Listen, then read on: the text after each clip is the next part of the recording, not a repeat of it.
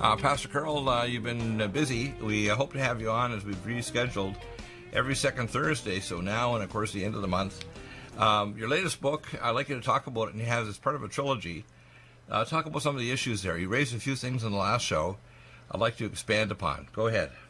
Well, thank you, Dr. Bill. It's great to be on the show with you, and I appreciate your kindness. I don't remember exactly where we left off last time I was on the show. I've done so many interviews in between then. But let me raise a couple of issues I'd like to throw out, because they've come up with other people like Ken Klein, who's a family survived the Holocaust, and he raised the same issue you did. He didn't think that the Jews, most of the Jews, want to build a temple, certainly not on the Temple Mount, which is the Temple of Antonius. The second thing is we have right now, today, Israel's blocked Ilhan Omar and Tlaib, who have criticized Israel from going there, which is good, I think. We have Donald Trump has moved the embassy from Tel Aviv to Jerusalem. And, of course, I heard that the eventual place that they're going to build the U.S. embassy is actually very close to the Springs of Gihon, which is where the ancient temple was. It appears that the only people who want to build a temple are evangelical Christians and a very small segment of the Jews. Can you expand upon that? Because I think a lot of people, this is something that happens in the Christian church now, which is pretty confused in many ways. Yeah. They always want a sign. They want to have a sign of a temple. They want to see certain events happen in order for them to tell them what's next. Yeah, but, I'd like you to expand on that, because I don't think that the people who are looking for a sign are going to get the kind of signs because they're not looking in the right place, are they? I think you're right. And, I always leave room for me to be wrong in these matters, but I can speak from a contextual biblical standpoint, and I can say to your audience, I will soon have another book coming out that will address this as a part of that book. So I'm saying that to say that there will be tons of references from renowned scholars that go back 1,800 years and all through the last 1,800 years who see the same thing that I'm getting ready to talk about. So I just want your listeners to know I'm not pulling this out of my back pocket. Right. Doesn't make me right, doesn't make me 100% right, but it does mean that I know a little bit about what I'm talking about. And here's the deal. Now, I can talk from a biblical, contextual, scholarly standpoint, and I will. But first, let me say this from eyewitness firsthand inside of Israel. Right. One of my dearest friends and ministry partners for the last 6 or 7 years, his name is Rabbi Zev, Z-E-V, Porat, right. P-O-R-A-T. He is a Messianic rabbi. He's a born-again Orthodox Jew who is he's the founder of Messiah of Israel Ministries, messiahofisraelministries.com. You can find him there. Okay, right. Now, the reason I bring him up is because his father was a rabbi, his grandfather was a rabbi, his great-grandfather was a rabbi. They traced their lineage back, 1,000 years, way back before right. Israel was a nation. Two of his grandparents grandfathers were on the Dayan, the judges. They were judges in the rabbinical courts right. of Israel. Zev went through the yeshiva, the most prestigious yeshiva in Israel, preparing himself to be a Sanhedrin rabbi.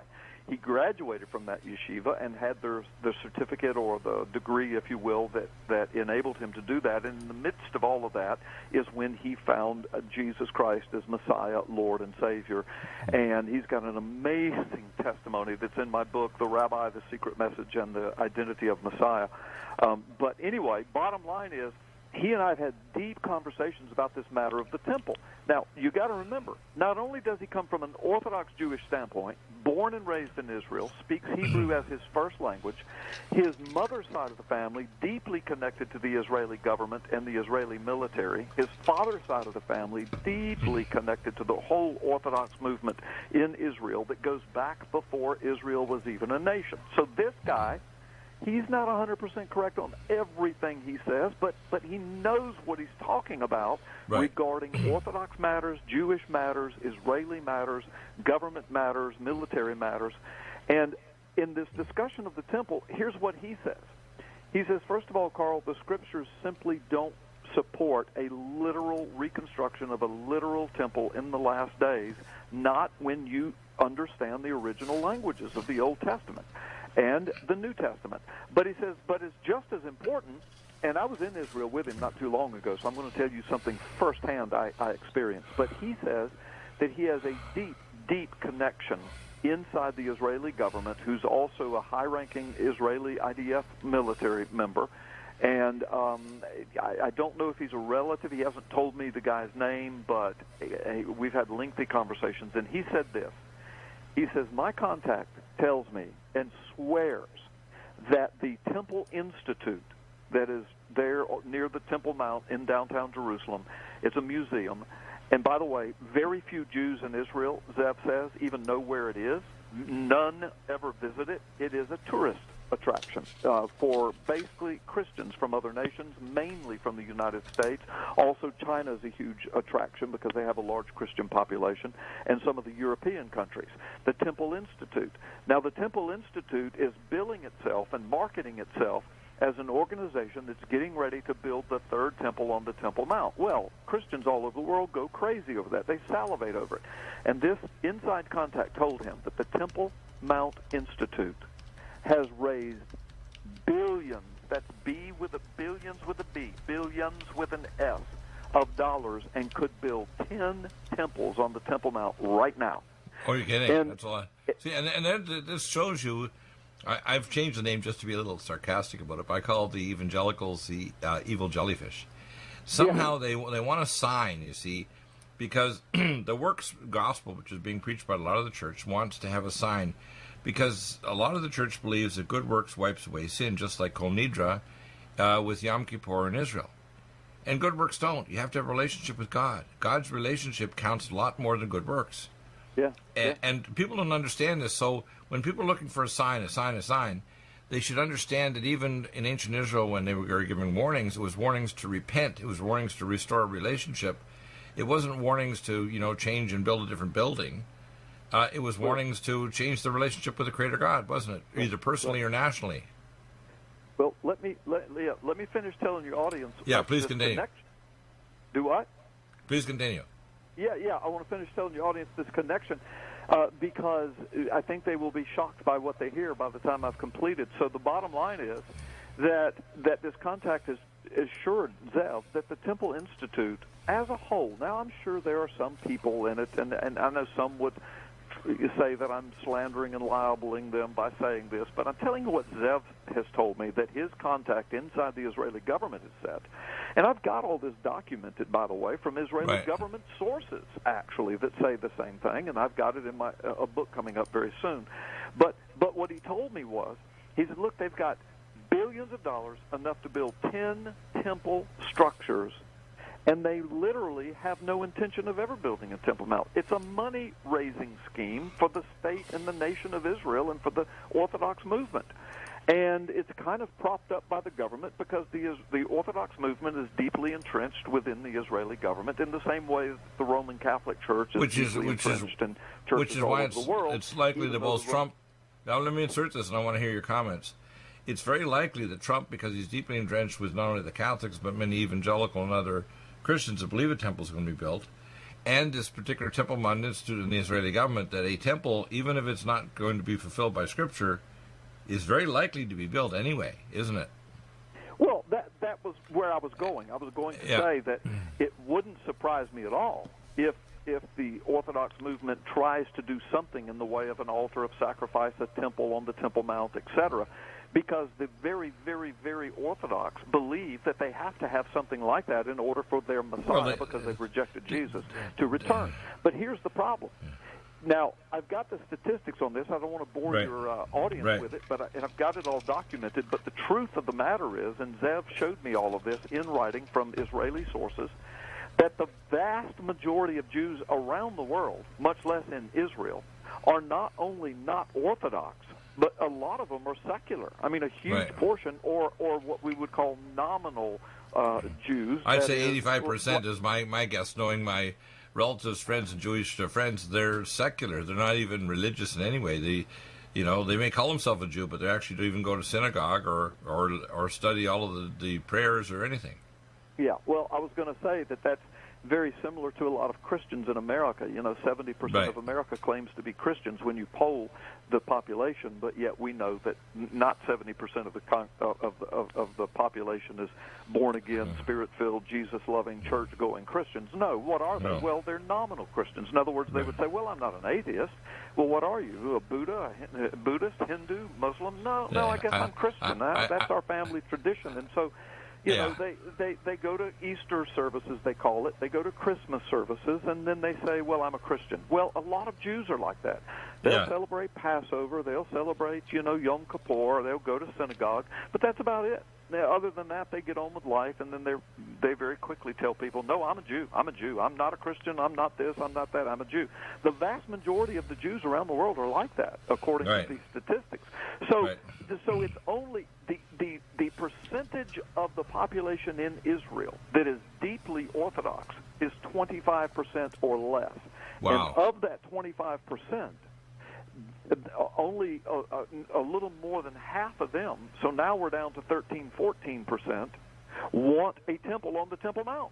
Now, with 12, 13, 14% of the total population wanting a Temple Mount, and the government has stated we are not going to bulldoze the mosque or blow it up to build a temple, and with 75 to 80% of the Jewish population in Israel not caring about a temple one way or the other, or vehemently opposed to it, and the ones that are opposed will tell you, because I was in the streets of Jerusalem with Zev a month and a half ago. We interviewed people, just walked up to Jewish people in Jerusalem, just asked them, and they said, no, we don't want one. We don't want World War III. We want. Yeah, they know that plowing down the Mosque of Omar is a guarantee of destruction and death of Jews. It's even missiles coming from Iran. Well, it's a catastrophic time. And the other thing is, the place where they're likely to build a temple, if there is one built, is actually the altar they tried to pull on Yom Kippur last year. They brought it into Jerusalem. They tried to get Jerusalem to give them authorization to sacrifice a lamb, but they didn't get it in time. So they sacrificed a lamb outside. They did a wine and a grain offering, and they did bring it in during the issue of Yom Kippur. But what happens is, it's very likely, if there is any kind of temple, it's more likely to be near the Springs of Gihon below the Eastern Gate, which is already Israeli territory. They have total control of that area. It's not near the Muslim area. It's not near a mosque. And if there is something there, I think that they're thinking that if they build this temple, that they're going to restore the religious rights in Israel, including the blood sacrifice of Yom Kippur, to take away the sins of the people in the nation. And the Christians are expecting this temple to be a sign of the 7-year treaty that'll be broken in the middle, that'll actually precipitate the birth pangs and the coming marriage supper of the Lamb. I think the Christians want signs rather than any, and as a result, they're going to be very disappointed, aren't they? Yes, and you've addressed a couple of areas where I was headed. I was going to tell you and your audience that Zev was at that altar sacrifice on Yom Kippur last year. He was there, present. He's a citizen of Israel, born and raised there, speaks Hebrew, directly connected to all the rabbis, directly. They know him, and he knows them, and has conversations with them regularly.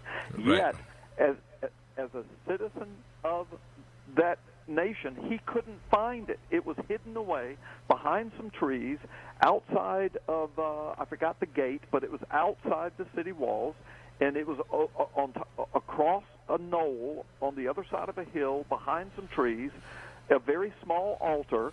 They didn't sacrifice a lamb on it. They had killed a lamb somewhere else, had it in an ice chest in a cooler. They brought the cooler up in the back of a truck. They pulled it out and had a barbecue, basically. And there was about 30 or 40 people there. Yet they had cameras rolling. They were live streaming and trying to make people think that, this was a huge, big Jewish thing. And the Jews of Israel weren't even there. They didn't even know about it. Zev couldn't find it. In fact, there was an American who was in Israel that knows Zev, who had spent 2 days looking for the location, finally found it, got it confirmed, and Zev had to call him on his cell phone to get directions to how to get to in his own city, how to find this so-called altar. When Zev got there, he went to the people that were in charge of it, because they all knew him, and he said, "What are you doing? This is a farce." And they said, "Well, we just want people to know we're trying to do this. We're trying to raise funds." And they raised a lot of funds already.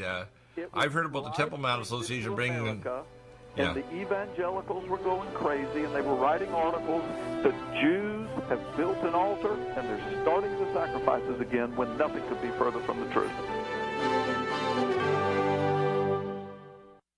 Do you have difficulty taking supplements? Are you searching for a high-quality, complete nutritional drink that your whole family will love? NutriMedical's Life Support has arrived. All of your daily nutritional requirements in one quick, delicious drink. Dr. Bill Deagle's Life Support is a proprietary blend of vegan protein, activated vitamins, essential minerals, amino acids, probiotics, green tea, digestive enzymes, anti-inflammatories, cancer prevention, detoxification, and much more. Your body will high-five you for this one. Life Support is the best complete nutritious meal replacement on the market. Whether you are an elite athlete, have post-operative challenges, chronic illness, elderly, or a family that just wants a quick, delicious drink, try Dr. Bill Deagle's Life Support for optimized nutrition in one great tasting smoothie. Just add cold water, almond milk, fruit, or anything else you like. NutriMedical's Life Support. Try our great tasting chocolate or vanilla today. Call 888-212-8871 or visit us online at NutriMedical.com. NutriMedical.com for the whole family.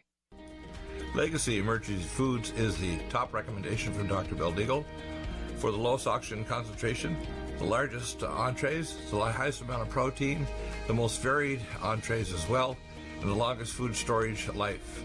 Nothing like Legacy Emergency Foods, and if you place a regular monthly order, you get 20% off and free shipping.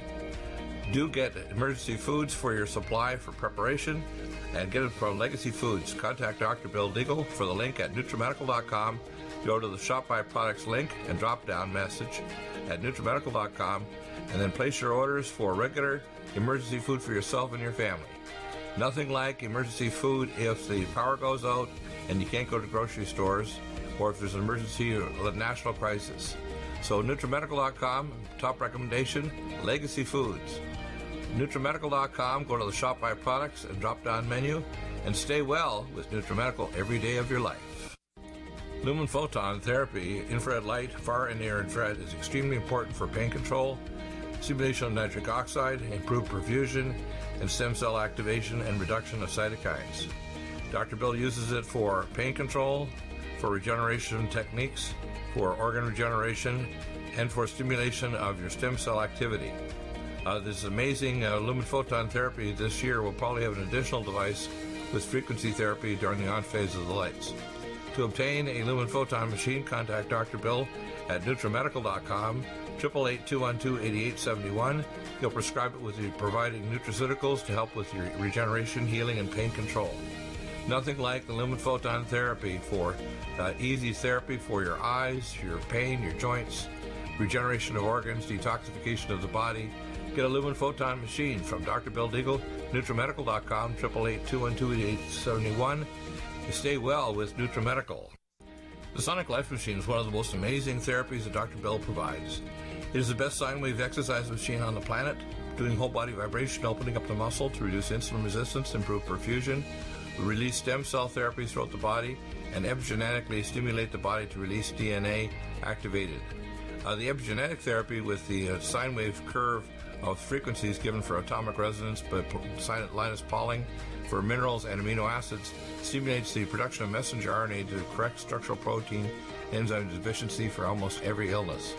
There's nothing like the sine wave therapy for improving body healing for exercise, but also the epigenetic treatments Dr. Bill can provide can help neutralize frequencies for disease states and illness. Get a Sonic Life machine through Dr. Bill Deagle at NutriMedical.com. Contact us at NutriMedical.com, 888-212-8871, or go to the website NutriMedical and give us a contact. Dr. Bill is available to help you get well with NutriMedical. Need a powerful ally to fight daily bugs and serious pathogens? Allison Med is the powerful universal pathogen killer's latest advance of German-sourced allicin, enzymatically stabilized to clear the body of bacteria, fungi, mycobacteria, and parasites. It penetrates body biofilms and is non-toxic to tissues. Pathogen resistance cannot develop for long-term body-optimized wellness. Clear stealth pathogens that promote autoimmune disease, cancer, and vascular inflammation and plaque and promote healing of tissues. Now pathogen-free. With 200 milligrams more power than prior Alamed, you can't get a more powerful ally to fight daily bugs and serious pathogens. Give your body what it needs. Allison Med. Order Dr. Bill Deagle's Nutridyne at 888-212-8871 or NutriMedical.com. That's 1-888-212-8871 or NutriMedical.com. And listen to the NutriMedical Report on the Genesis Radio Network with open lines every weekday. NutriMedical.com, bringing nutrition and medicine together. Tomas, his gentle voice is wafting us into the future. And we have the amazing Carl Gallups. And Carl, what is your website? And people can get your books, of course. Pastor Carl Gallups, you're on Amazon. You're on many other places to get the books. The latest one is called Yeah, it's called Gods of the Final Kingdom. And, yes, my website is just myname.com, carlgallups.com, carlgallups.com. And, yeah, my books are sold, especially the last 4 that are with Defender Publishing. They're sold wherever good books are sold. I mean, even secular stores. You can go to Barnes & Noble and Books A Million and find them. But Amazon and then mom-and-pop stores have them. Excuse me, and you can get them. But anyway, the latest one is Gods of the Final Kingdom, and it just released. Another one that released earlier this same year, so I've had 2 out this year, is The Rabbi, The Secret Message, and The Identity of Messiah. And if they'll go to my website, they can click on the banner, they can see the book, they can read inside the book, they can see the table of contents, they can watch a promo video, they can see the back cover, front cover, and read some endorsements, etc. So just go to my website, carlgallups.com. Yeah, and by the way, I want to spell that for people. So it's CarlGallups.com, carlgallups.com. So, Carl, please continue. You said you gave us a preview that you want to talk about specific issues of your experience recently in Israel. Please continue.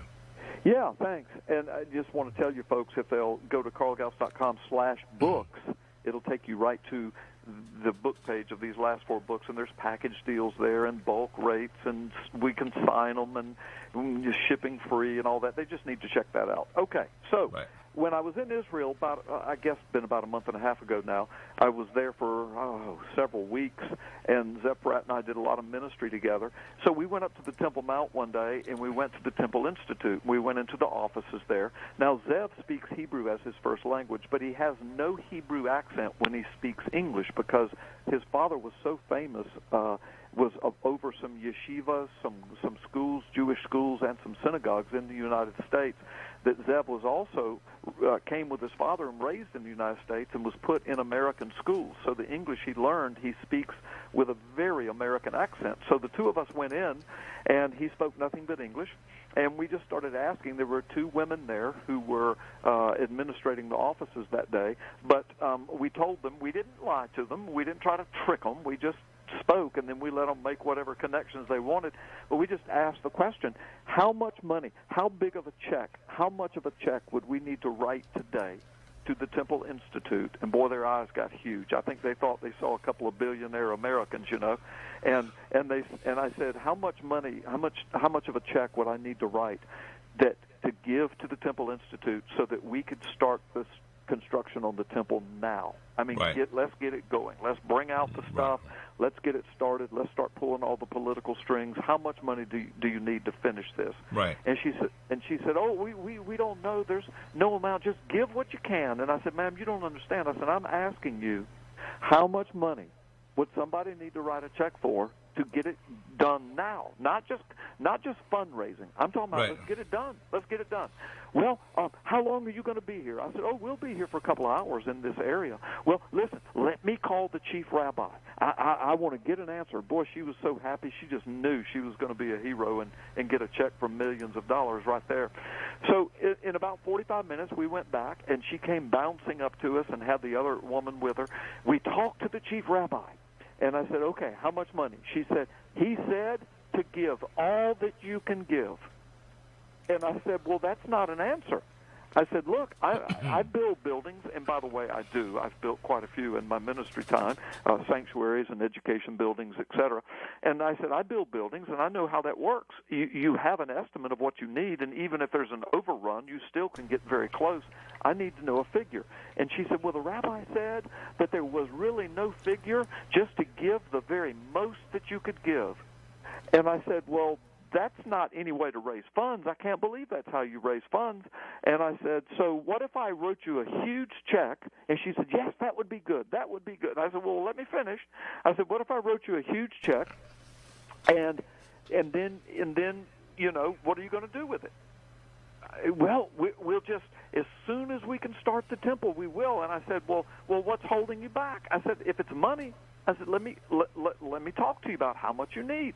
She said, well, there's some politics too. I said, oh, well, why didn't you say that? I said, so if I give you a huge check and the politics stand in the way, what do we need to do then?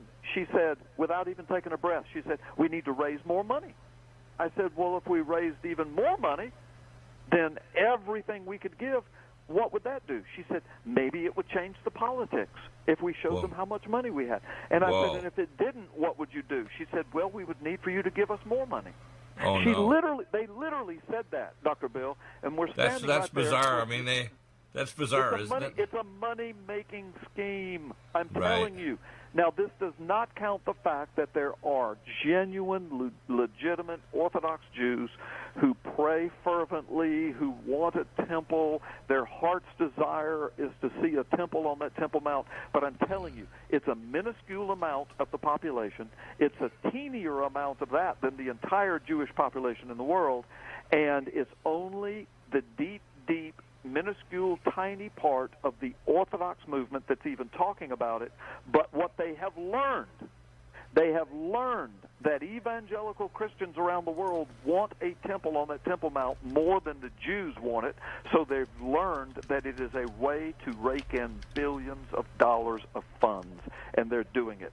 And every now and then you'll see it appear in the headlines of some some online internet publication, some out of Israel, some from around the United States. The Jews are getting ready to build a Temple Mount, and the funds pour in from the United States, when actually that's not what's getting ready to happen. Now, I'm just telling the truth. I know some of your audience might not like it, but I'm telling you from me being there, talking to the people, from Zev living there, connected to the government, connected to the military, connected to the Orthodox movement deeply, speaking Hebrew as his first language, listening to the rabbis teach about this thing. The vast majority of the Jewish rabbis do not want a temple on the Temple Mount. It is a money-making thing. And so what I say to the evangelical church in America, quit reading the novels and watching the movies that have dramatized this thing that probably is not going to be a part of the last day scenario. Probably. I could be wrong.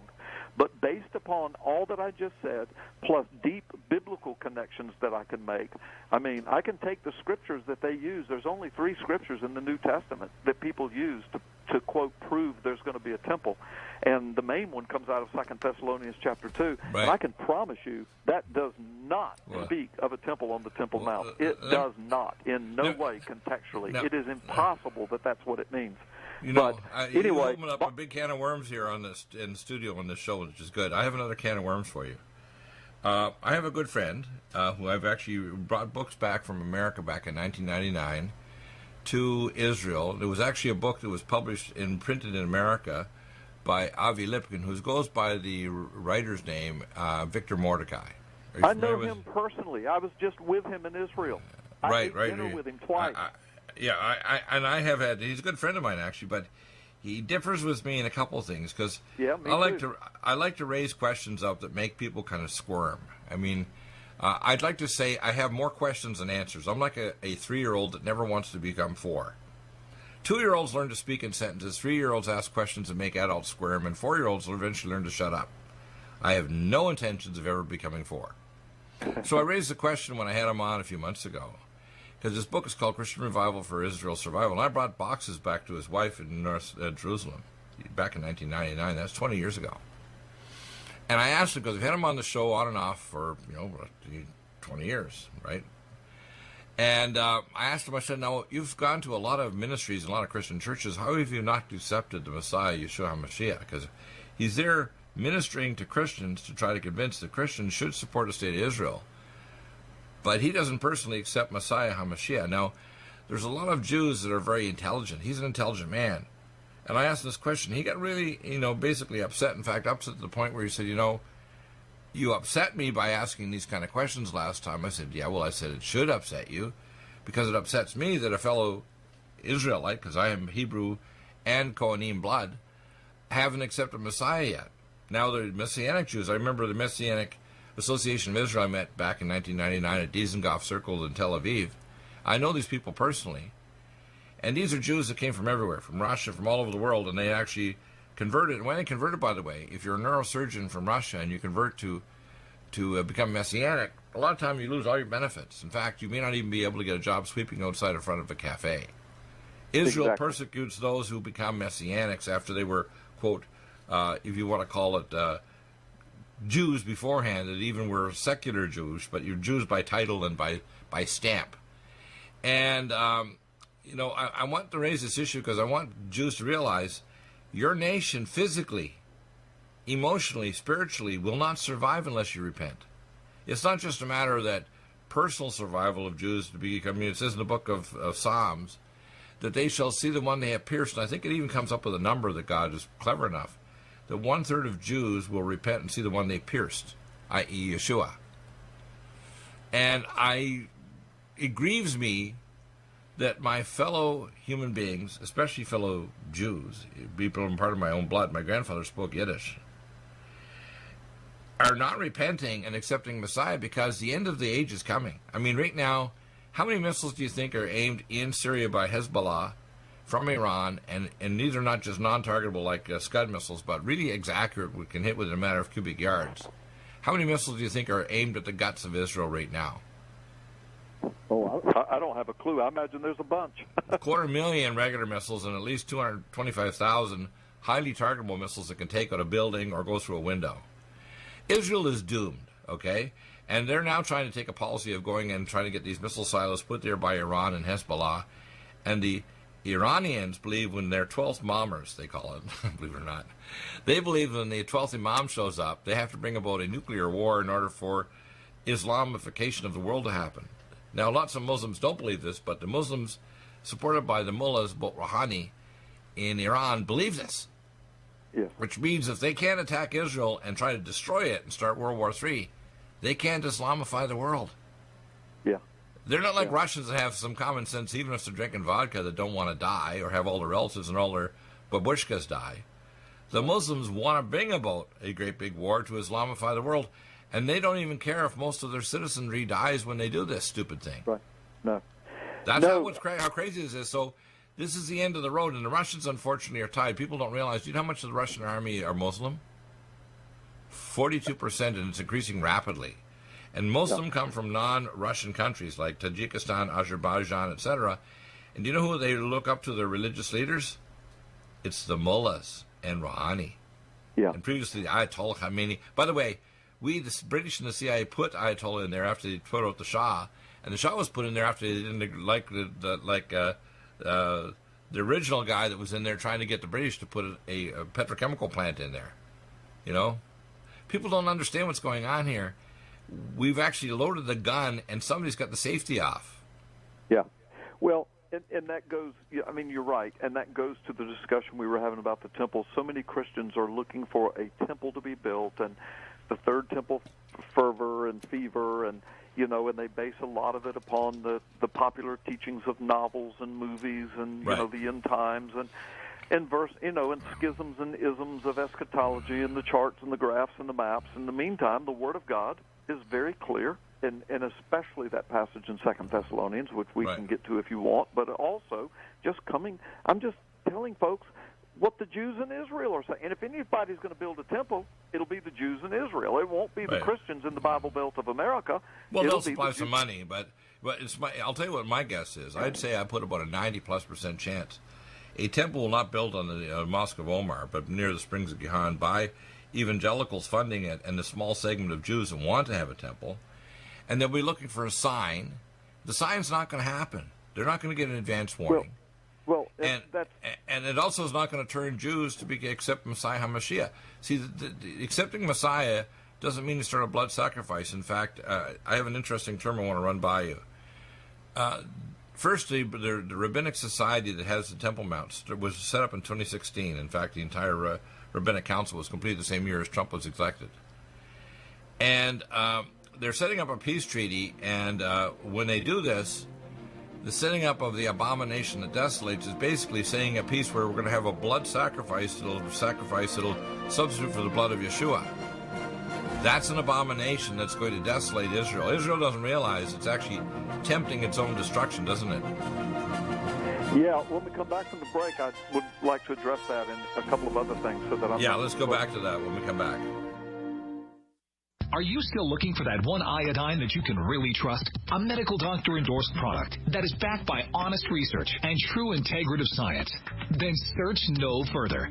Go to NutriMedical.com for Dr. Bill Deagle's Nutriodine, proven time and time again to be the very best iodine available for you. Nutriodine is the only Tesla-activated monatomic plasma iodine in the world. It optimizes mitochondrial function and generation of new mitochondria, from totally neutralizing the venom from a desert recluse spider bite in Southern California to eliminating malaria parasites reported by medical missionaries in central India. Dr. Bill's Nutriodine is simply the most powerful healing formula there is. Nutriodine clears the body of all known pathogens, restores it to an alkaline state, and even promotes stem cell regeneration. Order Dr. Bill's Nutriodine today at 888-212-8871 or visit us online at NutriMedical.com.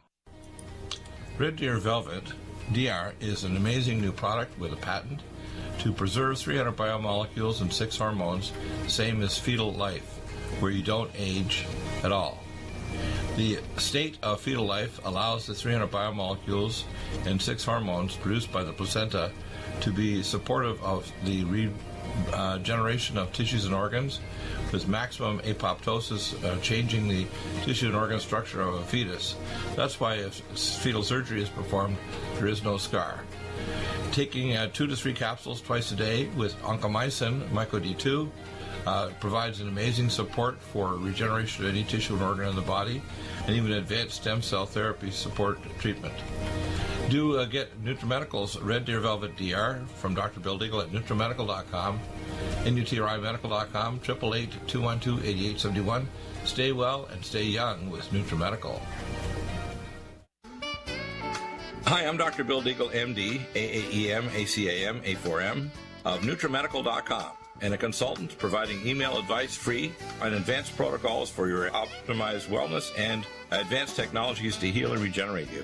You can contact us at NutriMedical.com, that's NutriMedical.com, or 888-212-8871. You get free email starter protocols of our top medical-grade nutraceuticals, initial testing, and recommendations for your own primary doctor to do, as well as recommendations to give you an idea of a consultation and a full protocol to try to help you regenerate your tissues, heal naturally without the use of toxic polypharmacy. I can send test kits to you as well anywhere in the world and provide you recommendations to referral of specialty clinics worldwide. So contact me, Dr. Bill Deagle, at NutriMedical.com. That's NutriMedical.com, or 888-212-8871. At NutriMedical.com, we have the most amazing drinks with the best mouthfeel, highest quality bionutrient exposure to your body to heal and regenerate, and the most powerful persistence of nutrients to heal your body dramatically. We have Ageless, which makes you age less, which repairs your DNA, extends your telomeres, etc. We have Life Support that detoxes phase 2 detox pathways, glucuronidation, sulfation, and methylation pathway support. We have Glycemics that blocks the carbohydrate absorption and helps with diabetes or weight loss, and as well helps with people that are trying to build up muscle, using things like our special formulas from Dr. Wolf called Mega Muscles between meals along with Sports Energy Light. We have the amazing Nutri-Complete, the most complete red and greens drink in the world, with the best mouthfeel and flavor. You can often mix it too with Vitamin Mineral Mix, which is our fruit-flavored mixed power of vitamin minerals. Stay well with NutriMedical every day. And welcome back, and we have Pastor Carl Gallups here. He'll be back in 2 weeks. Pastor Carl, you've got some amazing wisdom. I need to have you impart some more of your travels and your connections in Israel, because this needs to be spoken to not only the Christians, but also Jews and Christians in Israel, and people around the world, because I believe that if you want to call it the detonator, you're almost like the pin for the eventual destruction of the world is actually, if you want to call it, in the grenade of Israel. How's that? What do you think? Yeah. Well, yeah, and I really want to. It shouldn't take me much longer at all, but I really want to kind of put a bow on what I was saying about the temple, because I certainly don't want to be misquoted. I know you won't, and I know your audience won't do it on purpose. But somebody may listen to this later, and if I didn't finish, then they're going to say, "I can't believe he said this." But here's the point. So if the Jews as a whole, and I'm speaking 80% of the Jews in Israel, either do not want a temple on the Temple Mount, or they don't think about it one way or the other. Right. And the ones that don't want it are vehement because they don't want a war. They don't want a world war. All right. Right. So that's if they try to remove the Mosque of Omar, because right now, even in the last few weeks, there was apparently a ceremony last week where there was a big conflict over this Muslim ceremony, and it caused a big conflict on the Temple Mount with police and so on. Even the idea of going up there, for example, Ariel Sharon went back many years ago, must be almost 20 years ago, around with a number of shielded people just walking around the Temple Mount near, I think, a Muslim holy day. And it caused a catastrophe, and he was at the time the Prime Minister of Israel. So this is a big deal, isn't it? Yes, and that's what I'm saying here to your audience. I want to make sure they hear this. Right. That there's a very small, teeny minority, and this is not just me making this up. This comes straight out of Israel, straight out of the government, straight out of the rabbinic movement, straight out of the mouth of a man born and raised there who's connected to all of those things, and who really wants to know the truth of it, and has come to the truth, and that is there is no intention of any formal, powerful movement of the government or the Jewish people to build a temple on the Temple Mount. And here's the thing, Brother Bill, is that this whole thing is fueled and financed by evangelical Christians around the world, largely from America. Right. And it is a huge money-making thing. And I say to these Christians, I say, look, number one, even if you think that a temple is going to be built on the Temple Mount in the last days, and you're funding it, you also believe, according to that same belief that believes in a third literal temple that's got to be built, that's the temple of the Antichrist. So you are funding the temple of the Antichrist instead of funding missions and outreach and evangelism. Exactly. In other words, this is a symbol. The Antichrist goes in and actually declares that he is the God of earth. Yes. Now, very quickly, let me talk about 2 Thessalonians chapter 2, where it says he will set himself up in the, quote, temple of God, proclaiming himself to be God. Here's the problem with saying, oh, well, that's the temple, that's your proof. No, that's what you read in the English. But the problem is, and I do a deep study of this, and Zev Porat, who speaks Hebrew, has backed all of this up. But the bottom line is, in the Greek, there are two words used that are translated in English as temple. One of them is hieron, H-E-I-R-O-N. The other one is naos, N-A-O-S. Hieron speaks of the actual temple building with the courts and the inner temple and the inner sanctuary, the temple that was on the Temple Mount, the hieron.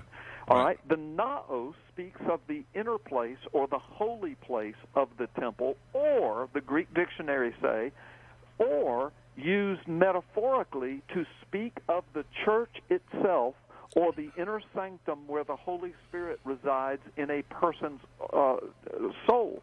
Consciousness. The naos. So let me finish this. This is important.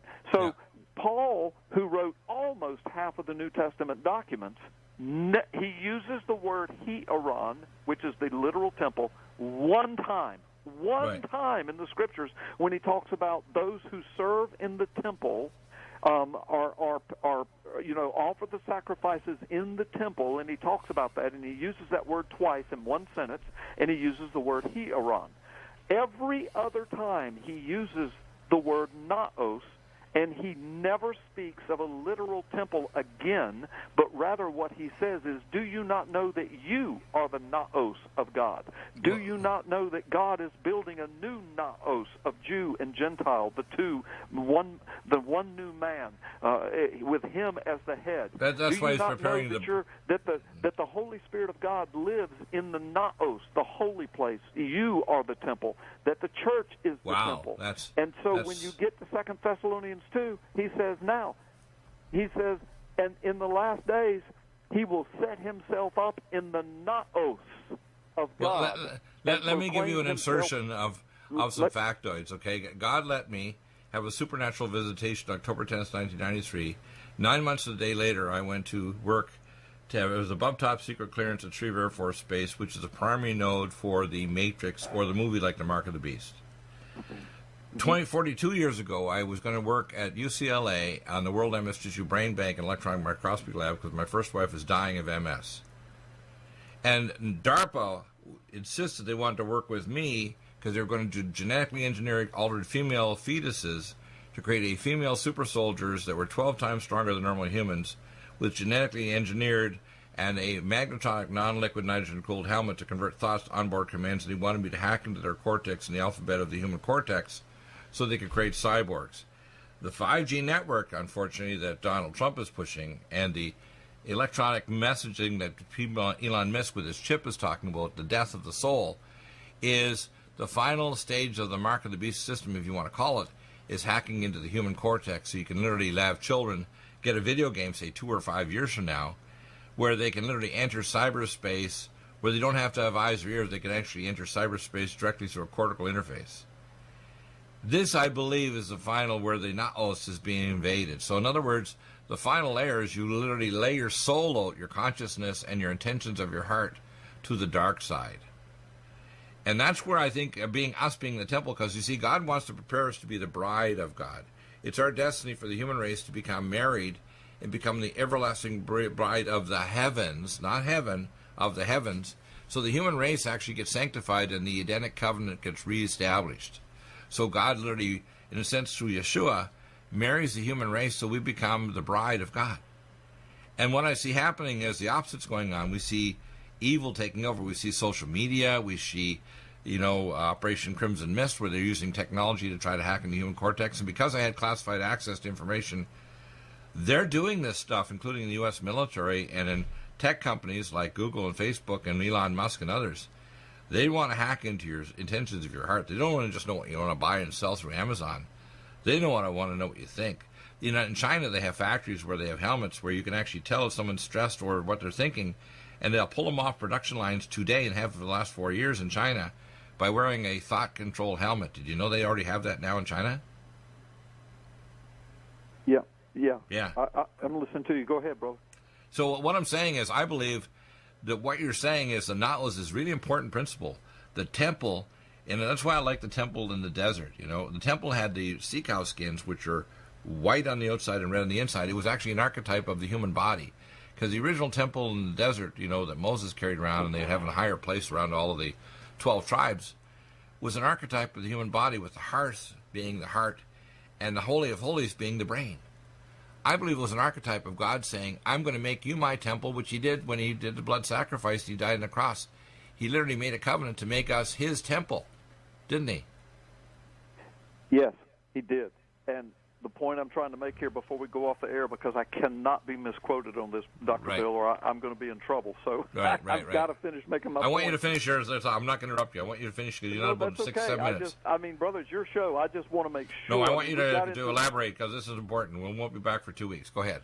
Yeah, we got into a deep area, and I just want to make sure that I'm understood. The bottom line is, and we don't have enough time now for me to do what I wanted to do, but the bottom line is that the Scriptures, Jesus warns us, Paul, who wrote almost half the New Testament documents, he warns us, Peter warns us, John warns us, the book of Revelation warns us, the 7 letters to the 7 churches warn us that in the very last days there is going to be a demonic, satanic incursion into the naos, the church, into people's hearts, into the institutional outward church, and even into the hearts. Even the very elect could be deceived if that were possible. Into the consciousness and the intentions of their heart is what you're saying. Yes, it will be so demonic. The Spirit clearly says in the last days there will be doctrines of demons. And I mean, the Bible's just so Right. clear. Jesus told parable after parable about the yeast working its way through the dough in the last days, about the Right. tares being planted by the enemy among the wheat, about the final harvest that's coming, and about the apostasy and the great falling away. And so Paul uses that word naos on purpose when he says, and in the naos of God in the last days, not the heteron, the naos. He says there is where this Antichrist spirit and this Antichrist that's going to rule the world for a little while, there is where he's going to set himself up and say, I am God, and you better worship me or I will kill you. And the point is, Christians of today's world are missing what's really happening in the world because they've bought into novels and movies as their theology rather than what the Word of God says. And I go, just a minute, let me finish, brother. I go to Israel. I talk to the people of the Temple Mount. I talk to Jews that live there. I talk to people that are connected to the government and to the deep Orthodox movement. And they're not going to build a temple, brother. And nobody there wants it except a very, very few. And the evangelical Christians around the world are pouring money in there by the billions trying to build a temple for the Antichrist. It's crazy. Well, if they do build something, it'll be a distraction. The real issue is My things point, like exactly. The real thing is things like the big tech companies like Google, Facebook are all tentacles of the beast, trying to not only hack into your mind, and with 5G network and some of the newer technologies that are coming. In fact, I have a custom-made supercomputer. It's fast enough that you can actually get a headphone band rate now and actually control your computer by thought. Did you know that? Yeah. And they built that chip last year. It's a chip fast enough to take thought to control it. They want to have it bidirectional. And once they do that, which the cell phone companies have talked about, to sell the next generation of cell phones, you won't even have to have ears. You'll have a direct cortical interface with thought, with sight, and with hearing. That is scary. And that's where I think the naos is actually the taking over of the consciousness of the population. And people, just like when they love their cell phone, as they say to be sarcastic, in these future cell phones, all you have to do is make a mandatory Velcro law. You have to have a cell phone with this new technology attached by Velcro to some body part, like your shoulder or your right hip. Ha. But you're right, the naos is us. We're the naos. Then if we don't stay discerned correctly, we're going to welcome the Antichrist in this global supercomputer system that is all-seeing, like Amazon and NSA and the Virtual World Project, which they put together called Project Omega, that was channeled by the Thule Society, the Transdimensional Thule Society of Germany that formed our OSS and our CIA, and the Five Eyes that actually created the spies against Trump. People don't know this system is nascently moving quickly toward this eventual end where they can actually enter and control and insert ideas into your consciousness. That's where we're going, isn't it? It surely seems that way. That's where technology is headed. And of course, even before that, we have the churches inserting apostolic ideas that are basically anathema to the gospel, right? Yeah, that's right. So I think you clarified yourself. I think you're basically saying it's the naos, people. It's not the. What was the first term used for the building? The first term was heteron, but the point I'm trying to make is that the only word that Paul uses is the. I've lost my place, Brother Bill. Is the naos, yeah. I think you made your point. Amazing discussion today. I'm so impressed with what you've said. We'll see you again in 2 weeks' time. Go to carlgallups.com, get his books, get informed, start some serious prayer, get a prayer group together in your home, and start realizing that we are the naos, we are the temples of God, and we have to protect that temple from false ideas, from abnormal eschatology, and do not support or build a temple in Israel. It'll be a distraction and prevention of Jews repenting to turn back to Yeshua, and Christians who think they need a sign, but they are looking for the sign of God inside them today. Eternity starts today, not at the moment of your death. Thank you, Pastor Gallups. Amazing discussion. Which was most important.